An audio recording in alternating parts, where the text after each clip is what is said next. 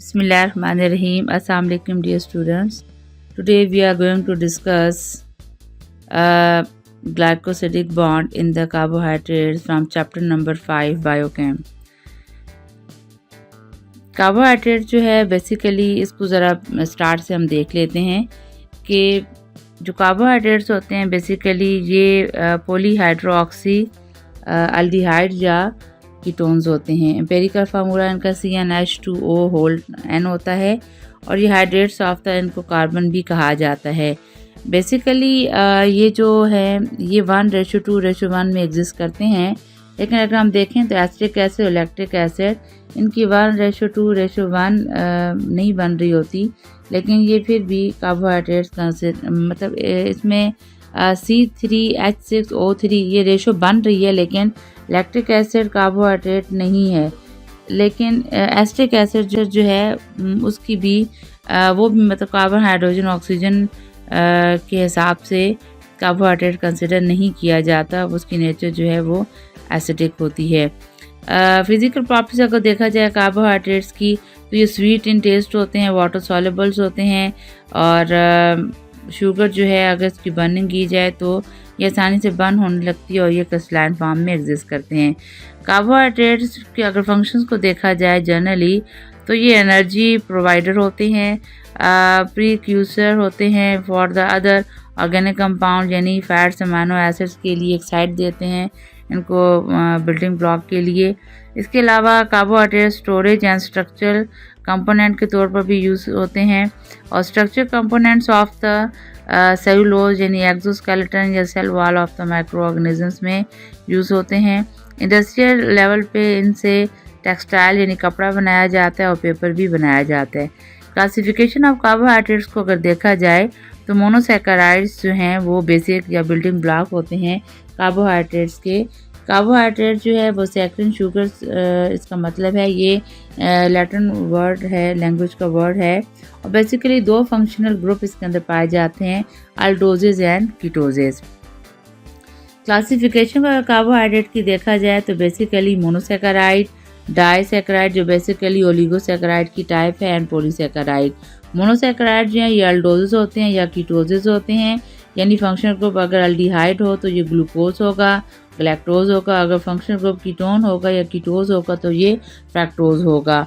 Disaccharides को अगर देखा जाए जो ओलिगोसैकेराइड की टाइप है तो ये रिड्यूसिंग और नॉन रिड्यूसिंग दो शुगर होते हैं और रिड्यूसिंग में लैक्टोज यानी मेल्टोज इसकी एग्जांपल है और नॉन रिड्यूसिंग में सक्रोज इसकी एग्जांपल है।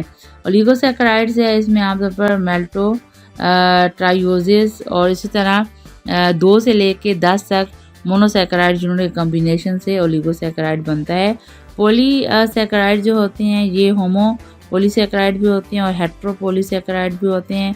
होमो पॉलीसैकेराइड्स कौन से कार्बोहाइड्रेट्स होते हैं जिनके अंदर जो है वो सारे फंक्शनल जो बिल्डिंग ब्लॉक है मोनोसैकेराइड यूनिट वो सिमिलर हों, और हेट्रो में क्या होगा, बिल्डिंग ब्लॉक यानी मोनोसैकेराइड जो हैं वो डिफरेंट होते हैं। कार्बोहाइड्रेट की क्लासिफिकेशन को हम डिस्कस कर चुके हैं। मोनोसैकेराइड जो है ये सिंगल होते हैं और पॉलीहाइड्रोक्सी अल्डिहाइडिक या कीटोनिक यूनिट होता है, ये मज़ीद डिवाइड नहीं होता। लेकिन डाइसैकेराइड ऑन हाइड्रोलिसिस मोनोसैकेराइड में कन्वर्ट हो जाता है। 2 से लेके 10 तक मोनोसैकेराइड यूनिट इसकी फॉर्मेशन में इस्तेमाल होते हैं। मोनोसैकेराइड में मज़ीद जो हमारे पास मोनोसैकेराइड यूनिट जब आपस में कंबाइन होता है तो ओलिगोसैकेराइड में डाइसैकेराइड बनते हैं और डाइसैकेराइड अबंडेंटली हमारे नेचर में पाए जाते हैं जो कि 2 मोनोसैकेराइड यूनिट की कॉम्बिनेशन से बनते हैं।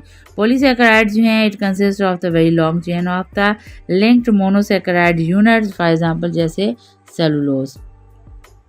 मोनोसैकेराइड जो हैं वो बिल्डिंग ब्लॉक कंसिडर किए जाते हैं कार्बोहाइड्रेट्स का। ये स्वीट इन टेस्ट होते हैं, ये हाइड्रोलाइज फर्दर नहीं हो सकते। इनके एक मॉलिक्यूल के अंदर 3 कार्बन या 9 कार्बन हो सकते हैं। 3 कार्बन हो तो इन मोनोसैकेराइड को ट्राइओजेज, 4 हो तो टेट्रोजेज, 5 पेंटोजेज, 6 हेक्सोजेज, 7 हेप्टोजेज और अगर जो है वो कुछ सोर्सेज में ऑक्टोजेज एंड नोनोजेज भी पाए जाते हैं, यानी C3 to C9 जो है कार्बन एटम्स इसके अंदर पाए जाते हैं। ये क्लासिफिकेशन है कार्बन एटम्स की मोनोसेकेराइड के हिसाब से, जो हम ऑलरेडी पहले डिस्कस कर चुके हैं।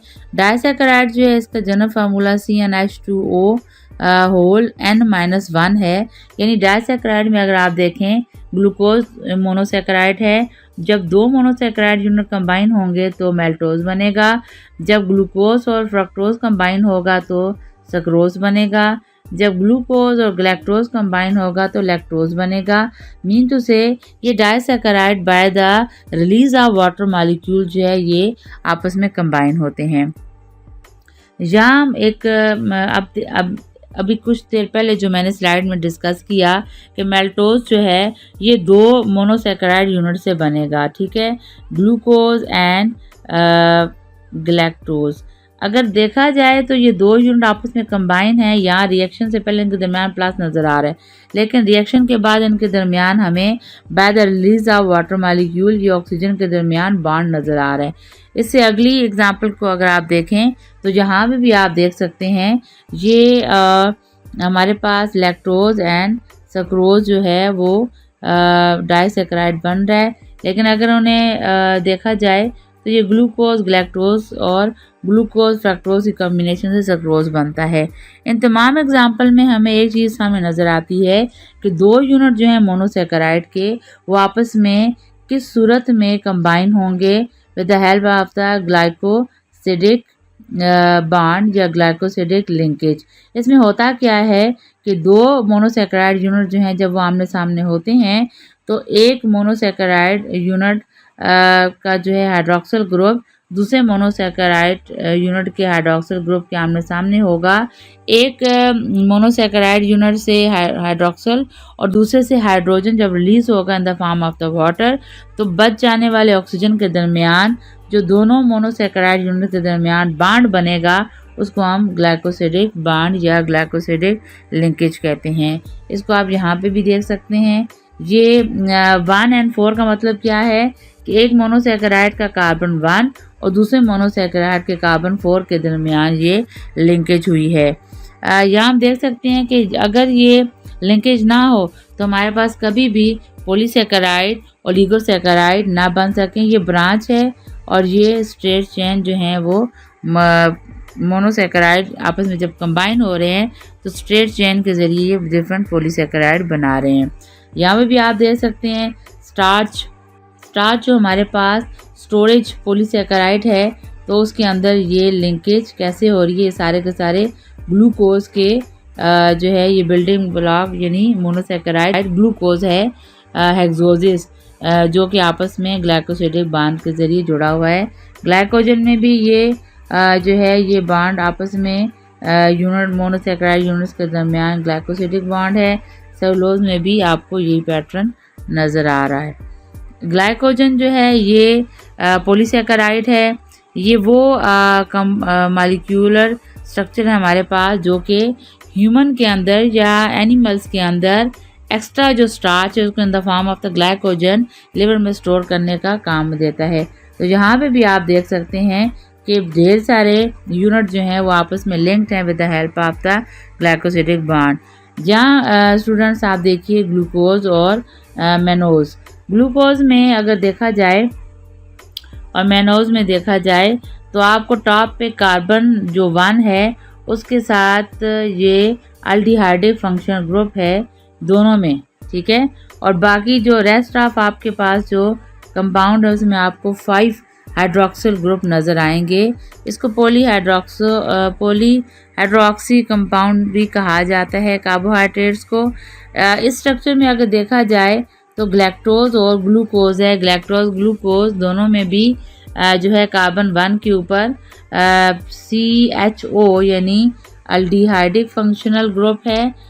लेकिन दोनों जो हैं वो कार्बन 2 पे राइट साइड पे हाइड्रोक्सिल है ग्लूकोज पे, तो यही कार्बन 2 पे राइट साइड पे ग्लैक्टोज में हाइड्रोक्सिल है।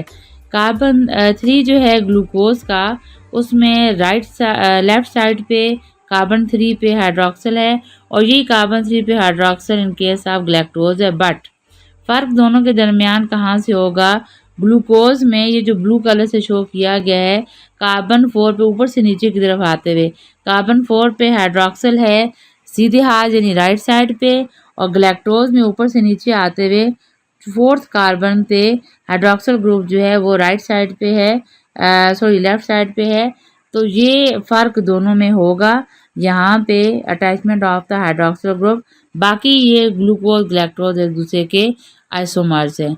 आई होप आपको समझ आ गई होगी। नेक्स्ट लेक्चर में हम ग्लूकोज ये कार्बोहाइड्रेट के सोर्सेज और यूजेस पे बात करेंगे इंशाल्लाह।